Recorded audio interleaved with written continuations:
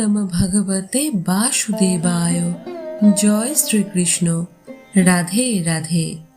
নমস্কার শ্রোতা বন্ধুরা, ভক্তিকথার আরেকটি নতুন ভিডিওতে আপনাদের স্বাগত জানাই। আজ 13ই মে 2026, বাংলার 29শে বৈশাখ 1433 বুধবার। আজই পালন করা হচ্ছে জ্যৈষ্ঠ মাসের কৃষ্ণপক্ষের একাদশী অপরা একাদশী ব্রত। অপর শব্দের অর্থ সীমাহীন, অর্থাৎ এই ব্রত পালনের মাধ্যমে ভক্ত অসীম সম্পদ লাভ করেন বলে বিশ্বাস করা হয়। তাই এই একাদশীর নাম অপরা একাদশী। ব্রহ্মপুরাণ ও পদ্মপুরাণে এই একাদশীর তাৎপর্য বিস্তারিতভাবে বর্ণিত করা হয়েছে। বলা হয়, যদি পূর্বপুরুষেরা আত্মার রাজ্যে বিচরণ করেন তাহলে এই উপবাস তাদের মোক্ষ লাভে সাহায্য করে।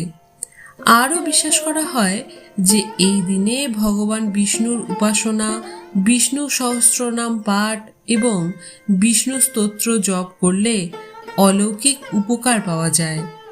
চলুন আমরা একাদশীর ব্রত মাহাত্ম্যটি শুনে নিই। কারণ একাদশীর ব্রত মাহাত্ম্য শ্রবণ করলে একাদশীর ব্রত সম্পূর্ণ হয়। যদি আপনি কোনো কারণে আজ এই একাদশী পালনে অসমর্থ হন, তাহলে ব্রত মাহাত্ম্যটি সারা দিনে যে কোনো একটি সময়ে একবার হলেও শ্রবণ করবেন। তাতেও একাদশী ব্রতের ফল অনেকাংশেই লাভ করা যায়।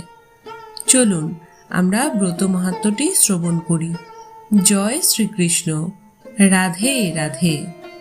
মহারাজ যুধিষ্ঠির শ্রীকৃষ্ণকে বললেন, হে কৃষ্ণ, জ্যৈষ্ঠ মাসের কৃষ্ণপক্ষিয়া একাদশীর নাম কি এবং তার মাহাত্ম্যই বা কি আমি শুনতে ইচ্ছা করি। আপনি অনুগ্রহ করে তা বর্ণনা করুন। শ্রীকৃষ্ণ বললেন, হে মহারাজ, মানুষের মঙ্গলের জন্য আপনি খুব ভালো প্রশ্ন করেছেন।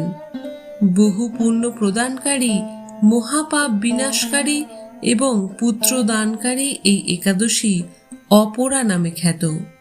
এই ব্রত পালনকারী ব্যক্তি জগতে প্রসিদ্ধ লাভ করে।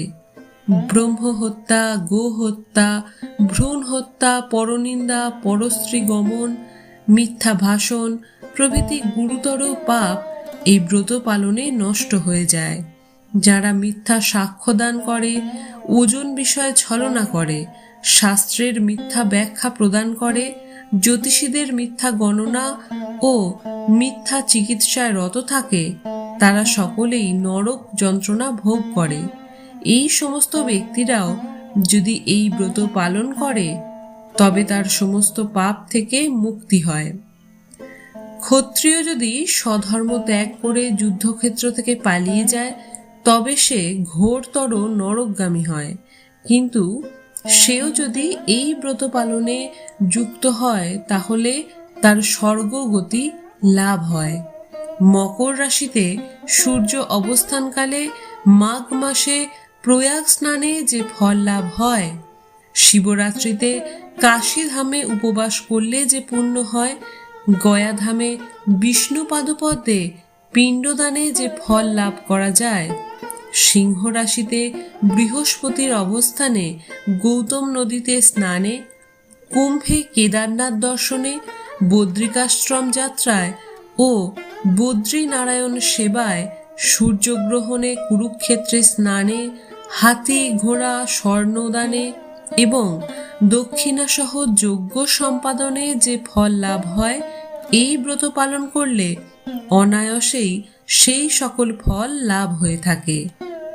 এই অপরা ব্রত পাপরূপ বৃক্ষের কুঠার স্বরূপ, পাপরূপ কাষ্ঠের দাবাগ্নির মতো, পাপরূপ অন্ধকারে সূর্য সদৃশ্য এবং পাপ হস্তির সিংহ স্বরূপ। এই ব্রত পালন না করে যে ব্যক্তি জীবন ধারণ করে, জলে বুদবুদের মতো তাদের জন্ম মৃত্যু কেবল সার হয়। অপরা একাদশীতে উপবাস করে বিষ্ণু পুজো করলে সর্বপাপ মুক্ত হয়ে বিষ্ণু লোকে গতি হয়। এই ব্রত কথা পাঠ ও শ্রবণ করলে সহস্র গোদানের ফল লাভ হয়। ব্রহ্মাণ্ড পুরাণ এই ব্রত মাহাত্ম্য বর্ণনা করা হয়েছে। ইতি অপরা একাদশীর ব্রতকথা সমাপ্ত। বন্ধুরা, একাদশীর পালনের মূল কাজ হল নিরন্তর ভগবানকে স্মরণ করা। তাই আপনারা যে নিয়মে বা যে সময়ে এই ব্রত পালন করুন না কেন, ভগবানকে ভক্তি ভরে স্মরণ করাই হল মূল কথা। আমরা এখানে একাদশী পালনের সাত্ত্বিক নিয়মটি একটু বলে রাখি। এই নিয়মেই সকলে পালন করা কর্তব্য। একাদশী দিন সূর্যোদয় থেকে পরের দিন অর্থাৎ দ্বাদশী দিন সূর্যোদয় পর্যন্ত ব্রত পালন করতে হয়। আগের দিন অর্থাৎ দশমী দিন রাত্রে 11টার মধ্যে আহার সম্পন্ন করা উচিত, কারণ শাস্ত্রে উল্লেখ আছে বেশি রাত্রে আহার করলে তা তামসিক আহার হিসাবে গণ্য হয়। রাতে খাবার খাওয়ার পর ভালো করে মুখ ধুয়ে নেবেন, যাতে খাবারের কোনো কণা মুখে না থাকে। দশমীতে একাহার, একাদশীতে সম্পূর্ণ নিরাহার এবং দ্বাদশীতে একাহারের বিধি আছে। যদি কেউ তাতে অসমর্থ হন, সে শুধুমাত্র একাদশীতে নিরাহার থাকবেন। আর তাতেও যদি অসুবিধা হয়, তাহলে একাদশীতে পঞ্চ রবিশস্য বাদ দিয়ে ফলমূল ইত্যাদি খেতে পারেন। পঞ্চ রবিশস্য অর্থাৎ ধান জাতীয় সকল প্রকার খাবার, গম জাতীয় খাবার, যব জাতীয় খাবার, ডাল যেমন মুগ, মাসকলাই, মুসুরি, ছোলা, বরবটি ইত্যাদি, আর সরিষার তেল, তিলের তেল ইত্যাদি। এগুলির যে কোনো একটি একাদশীতে গ্রহণ করলেই ব্রত নষ্ট হয়। একাদশী দিন ভোরবেলা ঘুম থেকে উঠে পরিষ্কার পোশাক পরে আপনার বাড়ির ইষ্ট দেবতার সামনে গিয়ে ব্রতের সংকল্প গ্রহণ করুন। একাদশী ব্রতের সংকল্প মন্ত্রটি হল একাদশং নিরাহার স্থিতা অহম অপরেহনি ভক্ষ্যামি কুণ্ডরীকাক্ষ শরণম মে ভবাচ্যুত। অর্থাৎ, হে পুণ্ডরীকাক্ষ, আমি একাদশীতে উপবাসপূর্বক পরের দিন আহার করব।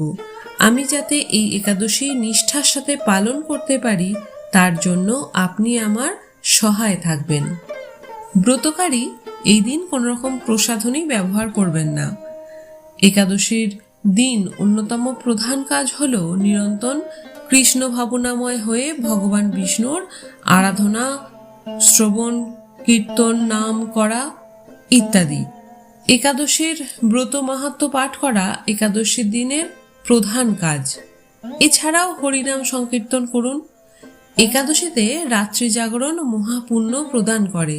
যারা তাতে অসমর্থ হবেন, তারা অন্তত দীর্ঘ সময় ধরে ভজন, কীর্তন এবং প্রার্থনার মাধ্যমে ঈশ্বরকে স্মরণ করুন। একাদশীর ব্রত সম্পন্ন হলে অবশ্যই দ্বাদশী তিথিতে একাদশীর পারণ সম্পন্ন করবেন। দ্বাদশী তিথিতে সূর্যোদয়ের পর নির্দিষ্ট সময়ের মধ্যে পারণ ক্রিয়া করুন।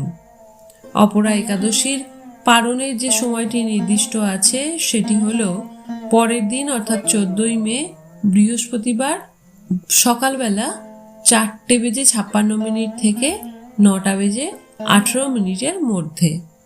আপনি যদি নির্জলা একাদশী ব্রত পালন করেন, তাহলে দ্বাদশীতে পারণের সময় চরণামৃত পান দ্বারা একাদশীর ব্রত পালন করবেন। আর যদি ফলাহার বা অনুকল্পের প্রসাদ খেয়ে একাদশী সম্পন্ন করেন, সেক্ষেত্রে পঞ্চ রবিশস্য এবং অন্ন প্রসাদ দ্বারা পারণ সম্পন্ন করুন। পারণের সময় যে মন্ত্রটি উচ্চারণ করবেন সেটি হল একাদশম নিরাহার ব্রতেই নানেন কেশব প্রসিদ্ধ সমুখনাথ জ্ঞান দৃষ্টি প্রদো ভব। অর্থাৎ, হে কেশব, আমি একাদশীতে নিরাহার থেকে এই ব্রত পালন করেছি। হে প্রসন্নমুখ নাথ, আমার প্রতি প্রসন্ন হন এবং জ্ঞানচক্ষু দান করুন। সবশেষে একটাই কথা বলার, একাদশীর ব্রতের মূল উদ্দেশ্য হল শরীর ও মনকে সংযত রেখে আত্মশুদ্ধির পথে অগ্রসর হওয়া। পঞ্চ জ্ঞানেন্দ্রিয়, পঞ্চ কর্মেন্দ্রিয় এবং মন, এই একাদশ ইন্দ্রিয়কে সংযত রেখে নিষ্ঠা ও ভক্তির সাথে একাদশী পালন করে ভগবান বিষ্ণুর কৃপা লাভ করা এবং জীবনের সকল প্রকার আধ্যাত্মিক উন্নতি এবং বাধাবিঘ্ন দূর করা। একাদশী ব্রত পালন করলে আত্মনিয়ন্ত্রণ হয় এবং ধৈর্য শেখা যায়। শ্রোতা বন্ধুরা, ভিডিওটি আজকের এই পর্যন্তই। আজকের ভিডিওটি যদি আপনাদের ভালো লাগে এবং কিছুমাত্র উপকৃত হন, তাহলে ভিডিওটিতে একটি লাইক করবেন এবং কমেন্টে জয় শ্রীকৃষ্ণ লিখতে ভুলবেন না। আর আপনি যদি আমাদের ভক্তিকথা চ্যানেলে নতুন হয়ে থাকেন, তাহলে চ্যানেলটি সাবস্ক্রাইব করার অনুরোধ রইল। সকলে ভালো থাকুন, সুস্থ থাকুন। জয় শ্রীকৃষ্ণ। রাধে রাধে।